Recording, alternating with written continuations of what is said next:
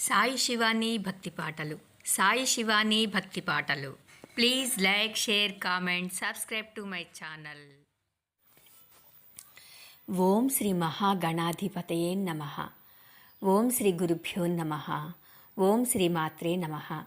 దేవి భాగవతంలో ఈరోజు మహిషాసుర సంహారం, దేవతల వ్యూహరచన గురించి తెలుసుకుందాం. క్రమక్రమంగా దేవతలు ఒక్కరొక్కరే బ్రహ్మదేవుడి సన్నిధికి చేరుకున్నారు. చతుర్ముఖుణ్ణి పలు విధాలా స్తుతించారు. ఇదేమి విడ్డూరమో విరించి, దేవతల పట్ల ఇంత నిర్దయగా ఎలా ఉండగలుగుతున్నావు? మేమంతా కొండలు కోనలు పట్టి బతుకు జీవుడా అని కాలక్షేపం చేస్తుంటే నీకు చీమ కుట్టినట్టేనా లేదా? నువ్వు మాకు తండ్రివి, మేమంతా నీ బిడ్డలం. తప్పు చేసినా క్షమించి బిడ్డలను కాపాడడం జనకుడి విధి. అటువంటిది ఏ అపరాధమూ లేకుండా ఇలా అన్యాయమైపోయిన మమ్మల్ని ఆదుకోకుండా చూస్తూ ఊరుకోవటం నీకు భావ్యమా చెప్పు? ఆ మహిషుడు స్వర్గం ఆక్రమించాడు. యజ్ఞాలలో ఆవిర్భాగాలను స్వాహా చేస్తున్నాడు. దిక్పాలకులుగా తన వారిని నియమించాడు. దేవతలంటే చాలు కనపడితే చావగొడుతున్నాడు, లేదా ఊడిగం చేయించుకుంటున్నాడు. పారిజాత కుసుమాలను ముడుచుకుంటున్నాడు. కామధేనువు పాలను కడపారా సేవిస్తున్నాడు. ఇవన్నీ నీకు తెలుసు. ఎందుకో మరి మౌనంగా ఊరుకున్నావు? ఇది న్యాయమా? ఇది ధర్మమా? నువ్వు తప్ప మాకు రక్షకులెవరు? ఏదో ఒకటి చెయ్యి, మమ్మల్ని రక్షించు. లేదంటే నుయ్యో గొయ్యో చూసుకుంటాం. దావాగ్నిలో ప్రవేశించడమో మహాసముద్రంలో దూకడమో తప్ప మాకు గత్యంతరం లేదు అంటూ దీనవదనాలతో దేవతలు ఇలా ప్రార్థించేసరికి బ్రహ్మదేవుడి మనస్సు కరిగింది. మెల్లగా ఓదార్పుగా బదులు పలికాడు. దేవతలారా, నాకు అంతా తెలుసు. మీరు పడుతున్న బాధలు ఎరుగుదును. కానీ ఏం చేస్తాం చెప్పండి? వాడేమో వరదర్పితుడు. పురుషుల చేతిలో వాడికి చావులేదు. స్త్రీవధ్యుడు. దీనికి ఏదైనా మరో దారి ఆలోచించాలి. నడవండి, అందరం కలిసి శంకరుడితో ఆలోచిద్దాం. అటుపైని విష్ణుమూర్తిని అడుగుదాం. బాగా ఆలోచించి పరిష్కారం కనుక్కుందాం అని అందరినీ వెంట పెట్టుకుని కైలాసానికి నడిచాడు. శంకరుడు దివ్యదృష్టితో ఇది తెలుసుకుని ఎదురు వచ్చి ఆహ్వానించాడు. పరస్పర కుశలాలయ్యాక మహిషాసురుడి దురాగతాలను అడిగి తెలుసుకున్నాడు శంకరుడు. శివ, నువ్వే సమర్థుడివి, దేవతలను కాపాడాలి. ఈ భారం నీదే అన్నాడు బ్రహ్మదేవుడు. శివుడు ఒక్క పెట్టున పకపక నవ్వాడు. విరించి, మహిషుడికి ఆ వరం ఇచ్చింది నువ్వు, ఇంత అనర్థం తెచ్చిపెట్టింది నువ్వు. ఇప్పుడు కర్తవ్యం ఏమిటని, ఎలా కాపాడుతావని నన్ను అడుగుతున్నావు. బాగుంది, చాలా అద్భుతంగా ఉంది. నేను మాత్రం ఏం చేయను? వాడిని సంహరించగలిగిన స్త్రీ ఎక్కడుంది? నీ ఇల్లాలు నా ఇల్లాలు రణరంగానికి దిగుతారా? వాడితో యుద్ధం చేస్తారా? శచీదేవికైనా అంతటి సామర్థ్యం ఉందని నేను అనుకోను. అందరం కలిసి విష్ణుమూర్తిని ప్రేరేపిద్దాం. అతడు బుద్ధిమంతులలోకెల్లా బుద్ధిమంతుడు, మహామేధావి, కార్యసాధకుడు. ఏదో ఒక ఉపాయం ఆలోచించి చెబుతాడు. నడవండి, ఇప్పుడే వెడదాం అన్నాడు. అందరూ కలిసి విష్ణుమూర్తి దగ్గరికి బయలుదేరారు. శుభశకునాలు కనిపించాయి. సుగంధ పరిమళాలను వెదజల్లుతూ అనుకూల వాయువులు వీచాయి. పక్షులు కిలకిలా రావాలు చేశాయి. ఆకాశం నిర్మలంగా ఉంది. దిక్కులన్నీ విశదంగా ఉన్నాయి. కార్యసిద్ధి అవుతుందని అందరి మనస్సులకు అనిపించింది. అందరూ వైకుంఠం చేరుకున్నారు. దివ్య మంగళ రూపంలో ఉన్న విష్ణుమూర్తిని దర్శించారు. వివిధ లతాతరు పుష్ప విరాజితమై, వాపీకూపట తటాకాది పరిశోభితమై, చందనాగరు ధూప పరిమళోజ్వలితమై, కోకీకోక కోకిలారావ నిగుర్వతమై, హంస సారసకారండవ చక్రవాకాది జలాండ జగరుద్ధిధూత మరుజ్వలకణ శీతలీకృత పరిసరమై, మల్లికావకులకు రవదకాది బహుపుష్ప వితానోపరి విక్రీడన పరాయణ భ్రమరీ భ్రమరనాద మనోహరమై విరాజిల్లుతున్న సుందరోద్యానవనంలో నంద సునందనాది మహర్షుల స్థుతులను అందుకుంటూ, దేవ గంధర్వుల గానాలను వింటూ, అప్సరసుల నాట్యాలను కంటూ, రత్న ఖచిత ప్రాసాదాలతో, కాంచనమయ కుడ్యాలతో అభ్రంలిహమైన అంటే మిన్నుముట్టే దివ్యభవనంలో విరాజమానుడైన విష్ణుమూర్తిని అల్లంత దూరం నుంచి దర్శించారు. సింహద్వారం సమీపించారు. అక్కడ జయ విజయులు బంగారు దండలను ధరించి కావలి కాస్తున్నారు. బ్రహ్మాది దేవతలను నిలువరించారు. వారిద్దరిలో ఒకడు లోపలికి వెళ్ళి శ్రీహరికి వీరి రాకను వినయంగా నివేదించాడు. అది వింటూనే మధుసూదనుడు స్వయంగా సింహద్వారానికి వచ్చాడు. ప్రయాణంతో అలసిపోయిన బ్రహ్మాది దేవతలను అనురాగమయమైన చూపులతో తిలకించాడు. అంత మాత్రానికే దేవతలంతా సంతృప్తి చెంది భక్తిగా నమస్కరించారు. వేద మంత్రాలతో స్తుతించారు. దేవదేవ జగన్నాథ సృష్టి స్థిత్యంతకారక దయాసింధో మహారాజా త్రాహిన శరణాగతాన్. దేవాదిదేవ జగన్నాయక సృష్టి స్థితి లయకారక దయాసింధు మహారాజా శరణాగతులం, మమ్మల్ని రక్షించు అని ముక్తకంఠంతో అభ్యర్థించారు. నిర్జరులారా, రండి, లోపలికి రండి. యథోచితంగా ఆసనాలపై కూర్చోండి. మీ కుశల వార్తలు చెప్పండి. అందరూ కలిసి ఒకేసారి ఇలా వచ్చారంటే ఏదో పెద్ద కారణమే ఉండి ఉంటుంది. విషణ్ణులుగా, దీనులుగా, చింతాతురులుగా కనపడుతున్నారు. కారణం ఏమిటో, నేను చెయ్యవలసింది ఏమిటో నిర్భయంగా చెప్పండి అని విష్ణుమూర్తి అనునయంగా పలికాడు. జగన్నాథ, మహిషాసురుడి బాధలు పడలేకపోతున్నాం. వాడు మహాపాపాత్ముడై మమ్మల్ని చిత్ర విచిత్రంగా హింసిస్తున్నాడు. వాడు అసాధ్యుడు, అతి దుష్టుడు, వరదర్పితుడు, యజ్ఞ భాగాలను హరిస్తున్నాడు. దేవతలను అందరినీ పారద్రోలి స్వర్గరాజ్యాన్ని ఆక్రమించుకున్నాడు. ఇంద్రాసనం మీద తిష్టవేశాడు.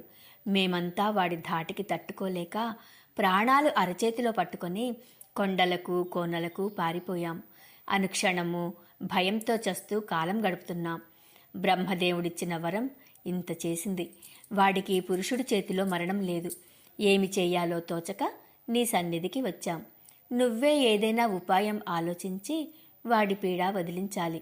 నువ్వు దైత్య మాయా విశారదుడవు, దానవ మర్దనుడవు, వీడికన్నా గొప్ప రాక్షసులను సంహరించిన వాడవు, అన్నింటా సమర్థుడవు.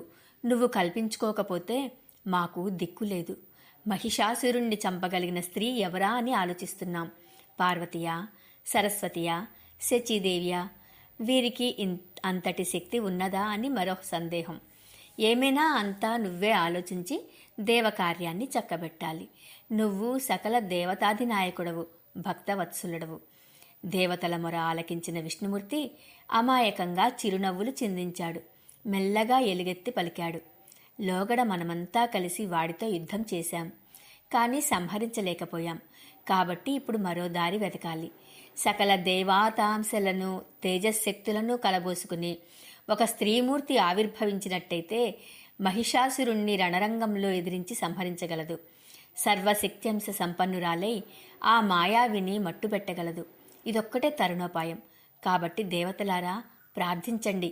మీ తేజోంశలను స్త్రీమూర్తులుగా అభ్యర్థించండి. తేజోరాశి ఏర్పడుతుంది. ఆ శక్తి స్వరూపిణికి మన ఆయుధాలు అన్నీ సమర్పిద్దాం.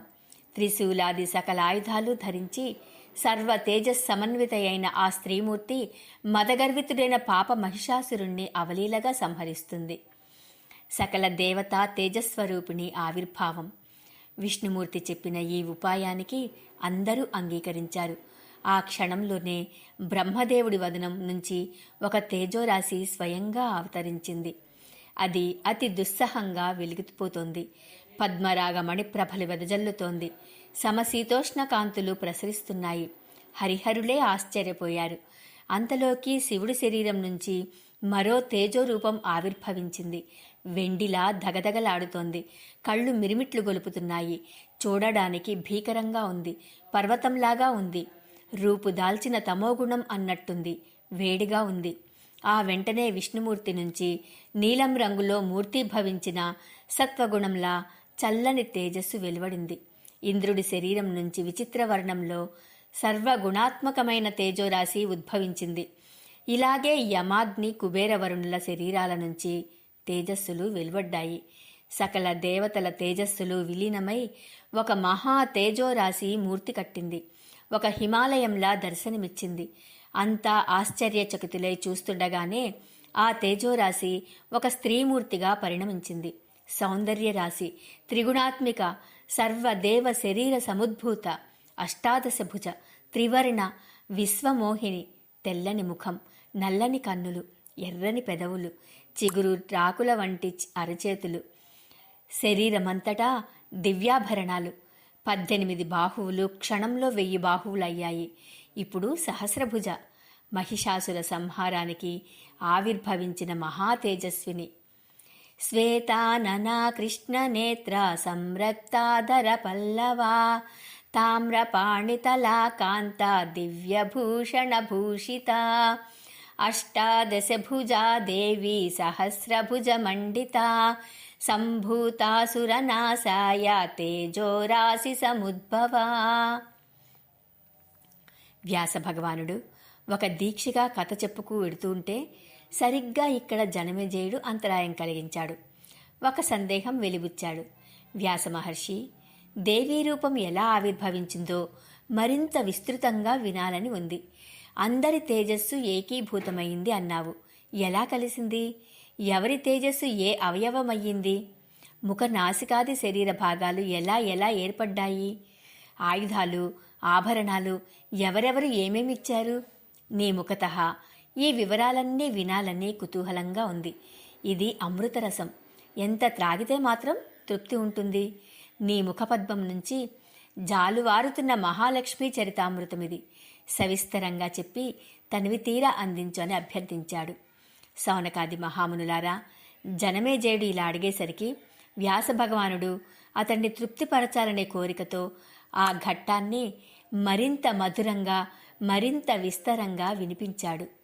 జనమేజయ, నీ కుతూహలాన్ని అర్థం చేసుకున్నాను.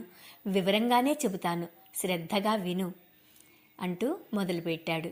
ఆ మహాలక్ష్మి రూపాన్ని యథాతథంగా వర్ణించి చెప్పాలి అంటే బ్రహ్మ, విష్ణు, మహేశ్వరులకు కూడా సాధ్యం కాదు. మరి నేనా చెప్పగలవాణ్ణి? ఉద్భవించిందని మాత్రం చెప్పగలను. ఆ చెప్పటం కూడా నిజానికి వాస్తవం కాదు. ఎందుచేతనంటే ఆ జగన్మాత నిత్యురాలు, ఎప్పుడూ ఉంటుంది. దేవకార్య సిద్ధి కోసం ఇప్పుడు ఏకరూపత్వాన్ని పొందింది. విభిన్న రూపాలలో ఉండేది తానే. నటుడు లోకరంజన కోసం రంగస్థలం మీద విభిన్న పాత్రలు, రూపాలు ధరిస్తాడు. కానీ తాను ఒక్కడే.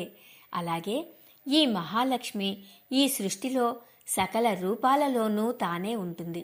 అవసరాన్ని బట్టి మళ్లీ ఏకరూపత్వాన్ని పొందుతుంది. వాస్తవంగా చూస్తే ఈమెకు ఒక రూపమంటూ లేదు, కేవలం అరూప. అయినా లీలా విశేషంగా సకల రూపాలు ధరిస్తుంది. నిర్గుణ అయినా సగుణ అవుతుంది. కార్యకర్మానుసారంగా రూపంతో పాటు నామధేయాలు ఏర్పడుతూ ఉంటాయి. అయినా నువ్వు అడిగావు కనుక నా శక్తి మేరకు ఎవరి తేజస్సు ఏ అవయవంగా రూపొందిందో తెలియజేస్తాను, విను అంటూ చెప్పటం మొదలుపెట్టాడు. శంకరుడి తేజస్సు ముఖపద్మం అయింది. అది శ్వేతవర్ణం, శుభాకారం. యముడి తేజస్సు ఆ దేవికి నల్లని పొడవైన కురులు అయ్యాయి. మేఘవర్ణంలో మనోహరమైన వంకీల జుట్టు. అగ్నిదేవుడి తేజస్సు కృష్ణ శ్వేత రక్త వర్ణాలతో 3 కన్నులు అయ్యాయి. అంటే తెలుపు, నలుపు, ఎరుపు వర్ణాలతో 3 కన్నులు అయ్యాయట. ప్రాతః సాయం సంధ్యా తేజస్సులు దట్టమైన కనుబొమ్మలయ్యాయి. మన్మధుడి ధనస్సులా మెరిసిపోయే భ్రూలత. వాయుదేవుడి తేజస్సు చెవులు అయ్యాయి. అవి మన్మధుడి డోలికల్లా మనోహరంగా ఉన్నాయి. కుబేరుడి తేజస్సు ఆ మహాదేవికి నాసిక అయ్యింది. నువ్వు పువ్వులాగా స్నిగ్ధంగా, నున్నగా నిగనిగలాడుతోంది. ప్రాజాపత్య తేజస్సుతో ఆ తల్లికి దంతాలు ఏర్పడ్డాయి. కొనలు తేలి దగ్గర దగ్గరగా పేర్చిన మల్లె మొగ్గల్లాగా అవి ప్రకాశిస్తున్నాయి. అరుణ తేజస్సుతో దొండపండు వంటి క్రీపెదవి ఏర్పడింది. కార్తికేయుడి తేజస్సుతో పైపెదవి ఏర్పడింది. విష్ణు తేజస్సుతో అష్టాదశ భుజాలు ఏర్పడ్డాయి. వసువుల తేజస్సుతో చేతులకు వేళ్లు ఏర్పడ్డాయి. అవి చిగురాకుల్లా ఎర్రగా పారదర్శకంగా భాసిస్తున్నాయి. చంద్రుడి తేజస్సు అమ్మవారికి వక్షోజద్వయమయ్యింది. ఇంద్రుడి తేజస్సుతో మధ్య భాగం ఏర్పడింది. త్రివళులు అంటే పొట్ట మీద 3 మడతలు గంభీరంగా మనోహరంగా ఉన్నాయి. వరుణుడి తేజస్సుతో కాళ్ళు ఏర్పడ్డాయి. పృథ్వీ తేజస్సుతో విశాలమైన జఘనం ఏర్పడింది. ఈ రకంగా శుభాకార, సురూప, సుస్వర అయిన స్త్రీమూర్తి ఆవిర్భవించింది. ఆ సుదతిని, ఆ చారులోచనను, ఆ సర్వాంగ సౌష్ఠవ సంపన్నను చూసి దేవతలంతా సంబరపడ్డారు. మహిషాసురుడి పీడ ఆ క్షణంలోనే వదిలిపోయినంతగా సంతోషించారు. అప్పుడు విష్ణుమూర్తి సకల దేవతలను హెచ్చరించాడు. మీ ఆయుధాలు, ఆభరణాలు మహాదేవికి సమర్పించమన్నాడు. విష్ణుమూర్తి ఆజ్ఞను దేవతలంతా ఆనందంతో శిరసావహించారు. దివ్య భూషణాలను, దివ్య వస్త్రాలను, దివ్యాయుధాలను సమర్పించారు. క్షీర సముద్రుడు ఎరుపు రంగులో ఉన్న సన్నని వినూతన దివ్య వస్త్రాలను మహాలక్ష్మికి సమర్పించాడు. వినిర్మలమైన హారాన్ని బహూకరించాడు. సూర్యకోటి సమప్రభమైన చూడామణిని, అటువంటివే రత్నమయ కుండలాలను, కడియాలను అందించాడు. విశ్వకర్మ ప్రసన్నచిత్తుడై నానారత్న విభూషితాలైన కేయూర కంకణాలను సమర్పించాడు. సుస్వరంగా, సుమధురంగా ధ్వనిస్తూ అందరినీ ఆకర్షిస్తున్న నూపురాలను త్వష్ట సృష్టించి ఇచ్చాడు. అవి సూర్యమండలాల్లాగా ప్రకాశిస్తున్నాయి. మహాసముద్రుడు కంఠాభరణాన్ని, ఉంగరాలను కానుకబెట్టాడు. ఎన్నడూ వాడిపోని పద్మాలతో సుగంధాలను వెదజల్లుతూ తుమ్మెదలను ఆకర్షిస్తున్న దివ్య వైజయంతి మాలికను వరుణుడు ఉపదగా ఇచ్చాడు. హిమవంతుడు సంతుష్టుడై వివిధ రత్నాలతో పాటు బంగారు కాంతులీనుతున్న సింహాన్ని వాహనంగా సమర్పించాడు. సర్వాలంకార శోభితమై ఆ దేవి ఆ సింహాన్ని అధిరోహించింది. శ్రీహరి తన సుదర్శన చక్రం నుంచి అలాంటిదే మరొకటి సృష్టించి ఇచ్చాడు. అది 1000 అంచులతో ఒకేసారి 1000 మంది రాక్షసులను శిరస్సులను తేలికగా ఖండించేట్టు ఉంది. శంకరుడు త్రిశూలం నుంచి మరో త్రిశూలం తీసి ఇచ్చాడు. అది దేవతలకు అభయహస్తంలా భాసించింది. వరుణుడు వెన్న ముద్దలాంటి శంఖం ఇచ్చాడు. అది శుభప్రదంగా, జయప్రదంగా కనిపించింది.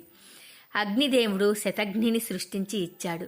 వాయుదేవుడు దివ్య ధనుస్సును, ఎప్పుడూ తరిగిపోని బాణాలతో విరాజిల్లే అంబుల పొదిని బహూకరించాడు.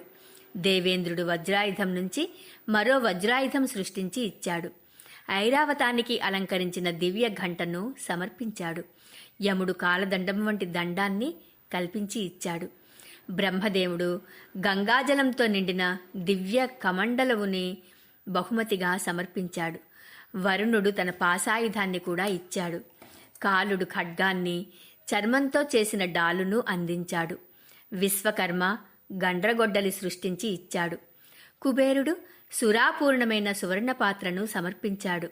చిరుగంటలు పొదిగిన కౌమోదికి గదను త్వష్ట అందించాడు. అలాగే అనేక దివ్యాస్త్రాలను, అభేద్యమైన కవచాన్ని సమర్పించాడు. సూర్యుడు తన తేజస్సులను బహుమానంగా ఇచ్చాడు.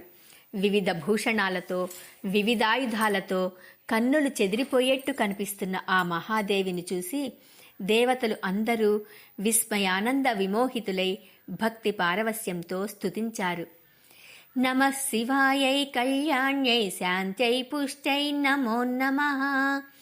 భగవత్యై నమో దేవ్యై రుద్రాణ్యై సతతం నమః.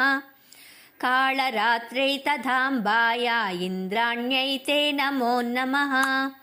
సిద్ధ్యై బుద్ధ్యై తథా వృద్ధ్యై వైష్ణవ్యై తే నమో నమః. పృథివ్యాం యా స్థితా పృథ్వ్యా నజ్ఞాతా పృథివీం చ యా అంతః స్థితా యమయతి వందే తామీశ్వరీం పరాం.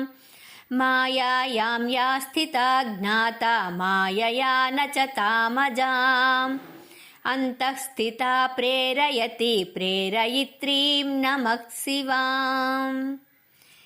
సిద్ధి, బుద్ధి, వృద్ధి, తుష్టి, పుష్టి, శాంతిప్రదమైన రుద్రానికి, ఇంద్రానికి, కళ్యాణికి, వైష్ణవికి నమస్కారం. కాళరాత్రికి, భగవతికి అభివందనం.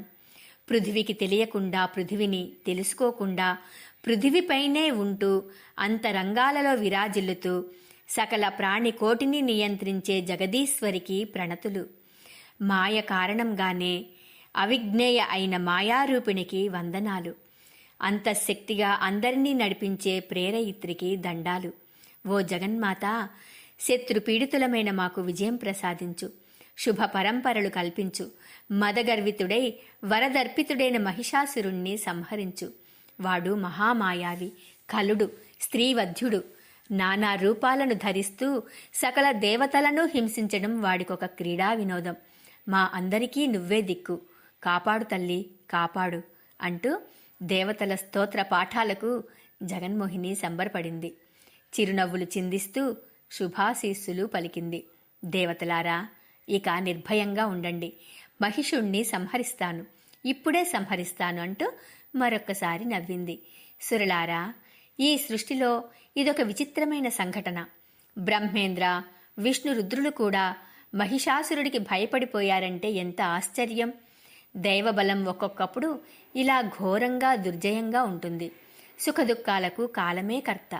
సృష్టి, పాలన, సంహారాల నిర్వహణకు సమర్థులైన త్రిమూర్తులే మోహంలో మునిగిపోయి మహిషుడి పీడలకు లోనై క్లేశ సంతృప్తులయ్యారంటే కాలమహిమ ఎంతటిదో తెలుస్తూనే ఉంది కదా అని ఒక్క క్షణం ఆగింది. చిరునవ్వు క్రమక్రమంగా వికటాట్టహాసమయ్యింది. కన్నులు ఎరుపెక్కాయి. ముఖం గంభీరమయ్యింది. వికటాట్టహాస భీషణ ధ్వని దిగ్దిగంతాలకు వ్యాపించింది. భూమి కంపించింది. పర్వతాలు కదిలిపోయాయి. సముద్రాలు ఘూర్జిల్లాయి. మేరుపర్వతం గడగడలాడింది. మహారాక్షసుల గుండెలు దడదడలాడాయి. దేవతలు జయ జయ ధ్వనులు చేశారు. పాహి పాహి అన్నారు. చూసారా అమ్మవారి ఆవిర్భావం ఎంత కన్నుల పండుగగా, కన్నుల విందుగా ఉందో కదండి. కళ్ళకు కట్టినట్టుగా కనిపించినట్టుగానే ఉంది. ఇప్పుడు మహిషుడి మరులు, మంత్రి రాయబారం. మహిషాసురుడు ఈ ధ్వని వింటూనే క్రోధ తామ్రాక్షుడయ్యాడు. ఏదో శంకించాడు. ఏమిటి ఈ ధ్వని అని గర్జించాడు. తెలుసుకురండి అని దానవులకు ఆజ్ఞాపించాడు. చెవులు చిల్లులు పడిపోతున్న ఈ ధ్వని ఏమిటి? ఎవరు కర్త? వాడు దేవత అయినా దానవుడైనా ఆ దుష్టుణ్ణి పట్టి బంధించి నా దగ్గరికి తీసుకురండి. ఆ అహంకారిని, ఆ దురాచారుణ్ణి ఇప్పుడే సంహరిస్తాను. ఓడిపోయిన దేవతలు భయాతురులే గర్జిస్తున్నారా? ఇది దానవుల పని అయ్యుండదు. అందరూ నాకు వశం వదులే కదా. మరి ఈ పిచ్చి చేస్తే ఎవరు చేసి ఉంటారు? త్వరగా తెలుసుకోండి. వాణ్ణి ఈడ్చుకురండి, లేదంటే నేనే వెళ్ళి సంహరిస్తాను అని మహిషాసురుడు గర్జించేసరికి దూతలు నలుదిక్కులకు పరుగులు తీసి అన్వేషించారు. అష్టాదశ భుజాలతో, దివ్య భూషణాలతో, దివ్యాభరణాలతో సర్వాంగ సుందరిగా విరాజిల్లుతున్న సింహ వాహనను చూశారు.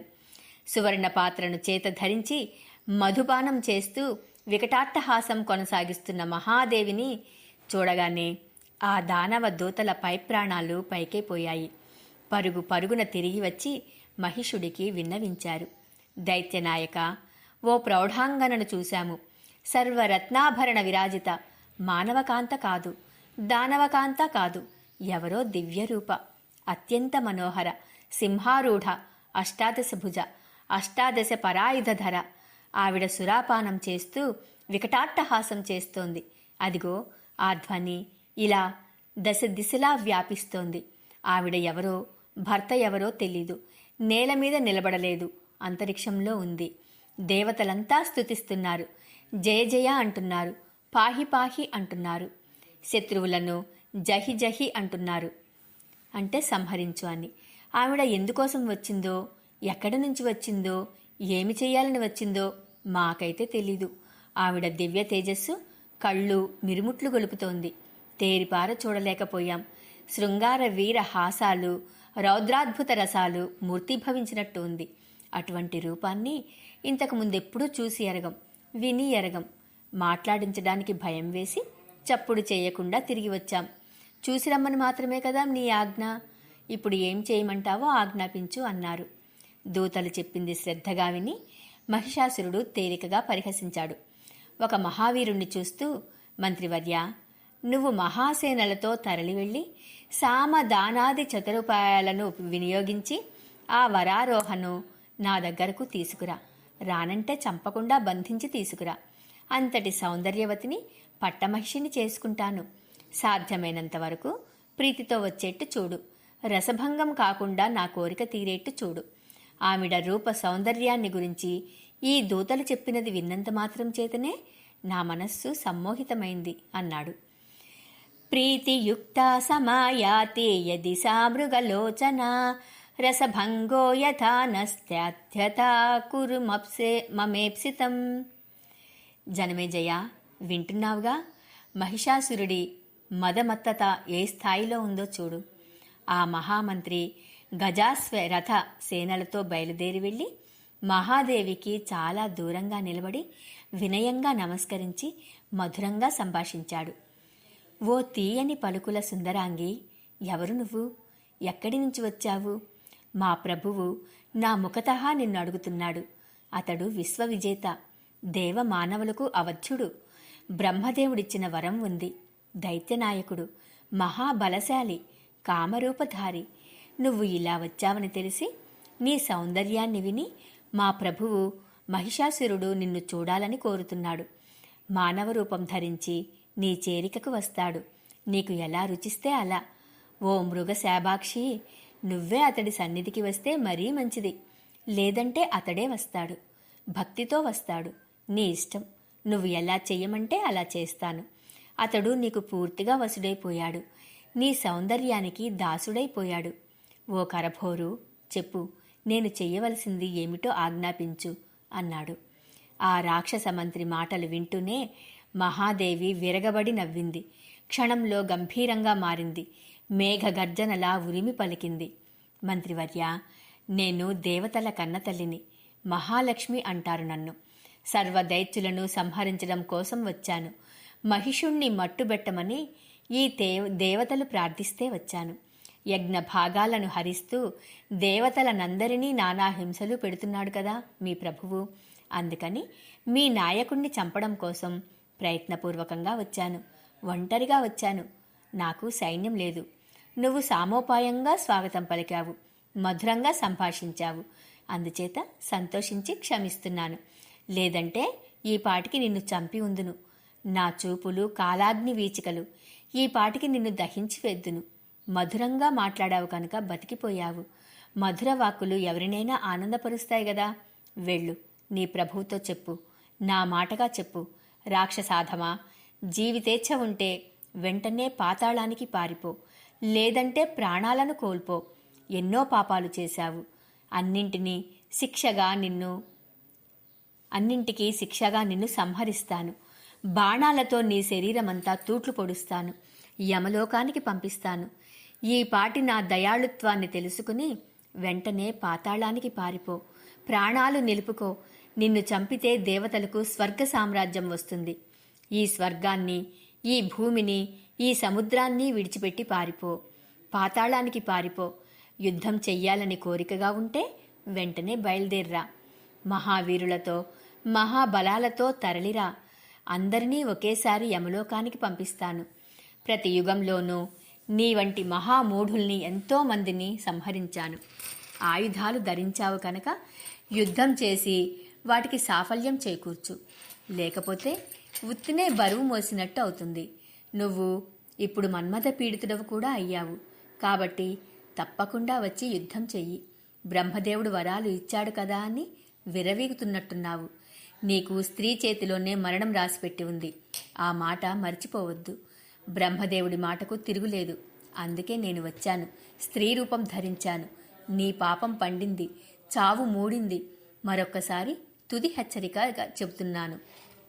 జీవితేచ్ఛ ఉంటే ప్రాణాలు గుప్పిట పెట్టుకుని పాతాళానికి పారిపో అంటూ ఇచ్చిన సందేశం. మహాదేవి ఇచ్చిన ఈ సందేశాన్ని శ్రద్ధగా విన్న ఆ మంత్రివర్యుడు భయాన్ని దాచుకుంటూ మరింత వినయంగా సంభాషించాడు. దేవి, ఆడవారికి తగినట్టు మాట్లాడావు. కానీ ఒక్క విషయం ఆలోచించు.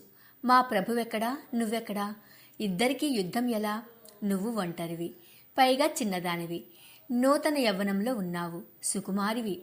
మరి అతడో మహిషుడు, మహాకాయుడు, కఠినుడు, అనంత సైన్య సమేతుడు, భీకర శస్త్రాస్త్ర సమన్వితుడు. నిన్ను చాలా తేలికగా సంహరిస్తాడు. మదగజం ఒక మాలతీ పుష్పాన్ని నలిపివేసినట్టు చిదిమేస్తాడు.